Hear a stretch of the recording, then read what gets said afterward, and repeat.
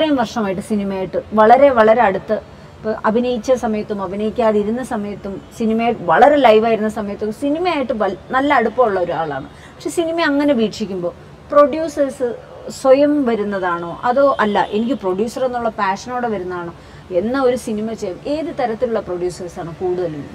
അത് നമുക്ക് അറിയാക്കൂല. കാര്യം അങ്ങനെയാണ് ഞാൻ എല്ലാ സിനിമയിലും അഭിനയിക്കുന്നത്, എന്നാലും എനിക്ക് അറിയാക്കുള്ളൂ. പക്ഷെ ഈ പറഞ്ഞ ജയന്തി പറഞ്ഞ എല്ലാ കാറ്റഗറിയിൽപ്പെട്ട ആൾക്കാരും വരും.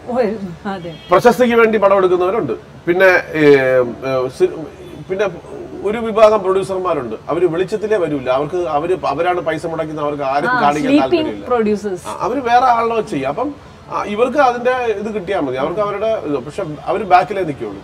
അങ്ങനത്തെ പ്രൊഡ്യൂസർമാരുണ്ട്. പിന്നെ പ്രൊഡ്യൂസ് ചെയ്യാൻ താല്പര്യമില്ല, പക്ഷെ വളരെയധികം ഫോഴ്സ് ചെയ്ത് ഫ്രണ്ട്ഷിപ്പിന്റെ പുറത്ത്. ഇപ്പം ജയന്തി ഭയങ്കര കാശുള്ള ഒരാളാണ്, എനിക്ക് ഫ്രണ്ട്ഷിപ്പ് ഉണ്ട്, ജയന്തി എനിക്ക് വേണ്ടി ഒരു പടം ചെയ്യും, എനിക്ക് പൈസ മുടക്കാൻ താല്പര്യമില്ല, നിങ്ങൾ ചെയ്യുമെന്ന് പറയുമ്പോൾ ജയന്തി ആലോചിക്കും, ശരി എനിക്കൊരു 1.5 കോടി രൂപ പോയാൽ പ്രശ്നമില്ല എന്നുള്ള ഒരാളാണെങ്കിൽ എനിക്ക് വേണ്ടി പ്രൊഡ്യൂസർ ആകും.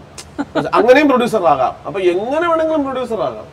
മനസ്സിലായില്ല? അപ്പം അതിനൊരു പ്രത്യേകിച്ച് കാരണം പണ്ടൊക്കെ 5 പൈസ പോലും ഇല്ലാതെ പ്രൊഡ്യൂസർ വളരെ പാഷനുണ്ട്. എത്ര പടം പൊട്ടിയില്ല അടുത്ത പാഷനേറ്റ് ആയിട്ട് എത്ര പടം പൊട്ടിയാലും പാഷനേറ്റ് ആയിട്ട് പടം ചെയ്യില്ല.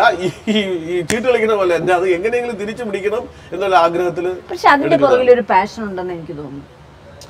പാഷൻ എന്ന് പറഞ്ഞു കഴിഞ്ഞാൽ ഈ പൈസ കംപ്ലീറ്റ് പോയി. ഇപ്പൊ ഒരു 10 പടം എടുത്തിട്ട് 15 കോടി രൂപ പോയിരിക്കുന്നത് എന്തോന്ന് പാഷനാണ് ഉള്ളത്?